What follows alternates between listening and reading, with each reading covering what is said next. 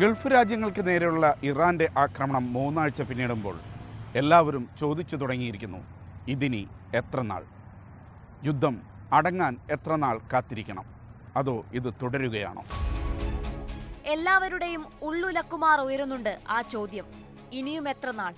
ലക്ഷ്യം ഏതാണ്ട് പൂർത്തീകരിച്ചതായും ഉടൻ യുദ്ധം പൂർത്തിയാകുമെന്നും കുറിച്ചത് US പ്രസിഡന്റ് ഡൊണാൾഡ് ട്രംപ്. മണിക്കൂറിനകം പക്ഷേ മലക്കം മറിച്ചിൽ. ഇറാനുമായി വെടിനിർത്തലിന് താൻ തയ്യാറല്ലെന്ന്. ഉടൻ വന്നു ഇറാൻ വിദേശകാര്യമന്ത്രി അബ്ബാസ് അറാഗ്ചിയുടെ പ്രഖ്യാപനം. വെടിനിർത്തലിന് ആരോടും ആവശ്യപ്പെടില്ല, വേണ്ടത് സമ്പൂർണവും സുസ്ഥിരവുമായ യുദ്ധവിരാമം. 4 നാൾ കൊണ്ട് തീർത്ത് പിൻവാങ്ങാൻ തീരുമാനിച്ചിറങ്ങി പുറപ്പെട്ടതാണ് ട്രംപ്.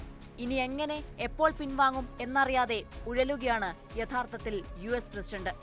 ആക്രമിച്ചാൽ ഇറാൻ ഗൾഫ് രാജ്യങ്ങളിലേക്ക് തിരിയുമെന്ന് പോലും തന്നോട് ആരും പറഞ്ഞിരുന്നില്ലെന്ന് വെളിപ്പെടുത്തിയ ആളാണ് ട്രംപ്. അത്ര പോലും യാഥാർത്ഥ്യബോധമില്ലാത്ത ഒരു നേതാവ്. തെഹ്റാനു നേരെ വന്നാൽ മേഖലാ യുദ്ധം ഉറപ്പാണെന്നും ലോക സമ്പദ്ഘടന ഉലയുമെന്നും ഇറാനിലെ മതനേതൃത്വം ആദ്യമേ പറഞ്ഞു വെച്ചതാണ്. എല്ലാം ഇതാ പുലർന്നിരിക്കുന്നു. ഗൾഫും കടന്ന് യുദ്ധം വ്യാപിക്കുകയാണ്. ഇന്ത്യൻ മഹാസമുദ്രത്തിലെ US UK സംയുക്ത സൈനിക താവളമായ ഡീഗോ ഗാർസിയയിലേക്ക് ഇറാൻ ബാലിസ്റ്റിക് മിസൈലുകൾ വിക്ഷേപിച്ചിരിക്കുന്നു. അതായത് യുദ്ധം പശ്ചിമേഷ്യയും കടന്നു കഴിഞ്ഞിരിക്കുന്നു. ആയിരക്കണക്കിന് മറീനുകളും കൂടുതൽ യുദ്ധക്കപ്പലുകളും ഇറക്കി ഇറാന്റെ എണ്ണസമ്പന്ന ഖാർഗ് ദ്വീപ് പിടിക്കുക, അങ്ങനെ ഹോർമുസ് പാത സുരക്ഷിതമാക്കുക. ട്രംപിന്റെ വലിയ സ്വപ്നം. ഇസ്രായേലിന്റെ സ്വപ്നം അതിലും വലുതാണ്.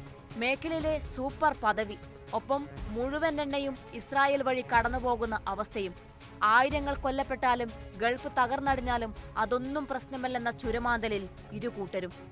ഊർജ കേന്ദ്രങ്ങൾ കത്തിപ്പടരുമ്പോഴും തങ്ങളുടെ വിദൂര ലക്ഷ്യങ്ങളും അഹന്തയും മാത്രമാണ് യാങ്കയെയും സയനിസ്റ്റ് രാഷ്ട്രത്തെയും നയിക്കുന്നത്.